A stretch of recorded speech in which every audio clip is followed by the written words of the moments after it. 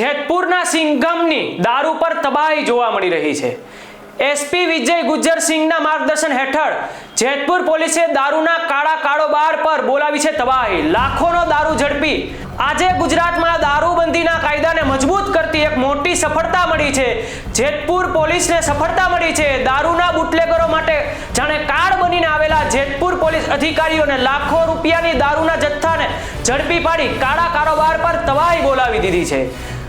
આ સમગ્ર ઓપરેશનની કમાન એસપી વિજયસિંહ ગુજ્જર અને મજબૂત માર્ગદર્શન હેઠળ આ સંભાવના બની રહી છે। સિંઘમની ટીમ જેતપુર સિટી પોલીસ સ્ટેશનના પીઆઈ એડી પરમાર ની રાહબારી હેઠળ કાર્યવાહી કરી અને સફળતાની છે તે શિલ્પી જોવા મળી રહી છે।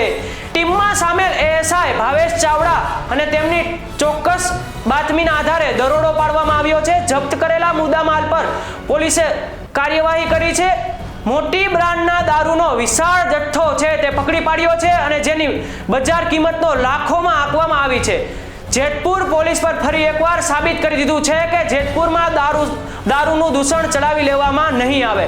સિંઘમ એડી પરમાર અને તેમની ટીમે ઝીરો ટોલરેશન નીતિ અપનાવી છે અને દારૂનો બુટલેગરો પર સ્પષ્ટ સંદેશો આપી દીધો છે કે હાલ પોલીસે દારૂનો જથ્થો ક્યાંથી આવ્યો છે અને ક્યાં જવાનો હતો તે કયા દિશામાં છે તે ચક્રો ગતિમાન કર્યા છે।